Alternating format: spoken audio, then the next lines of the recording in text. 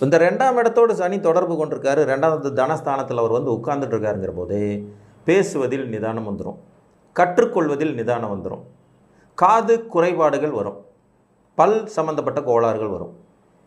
யாருக்கும் அவ்வளோ ஈஸியாக வாக்கு கொடுத்துட முடியாது. அப்படியே பேசினாலும் அது பெரிய பிரச்சனையிலையும் சண்டையிலையும் போய் முடிகிற மாதிரி வரும். பேசவே மாட்டாங்க, பேசுனா ஒரே வெட்டில் வீச்சு சாய்க்கிற மாதிரி பேசுவாங்க. பொதுவாக பெண்களுக்கு 2ஆம் இடத்துல சனி இருக்கிறது ரொம்பவும் டேஞ்சராக.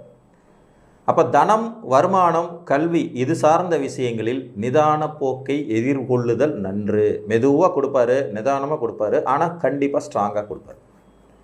குடும்பம் அமைகிறதுல கூட கொஞ்சம் லேட்டாகும். 3ஆம் இடம் வீரியஸ்தானம், தைரிய வீரிய புகழ் ஸ்தானத்தில் சனி உட்காந்துருக்காரா, அந்த புகழை பற்றிலாம் யோசிக்கவே கூடாது. அதுவாக கிடைச்சா கிடைக்குது, இல்லைன்னா போயிட்டே இருக்கட்டும்னு சொல்லி லைஃப்பை போயிடணும். தொடர்புகள் விஷயத்தில் கவனமாக நிதானமாக இருக்கணும்.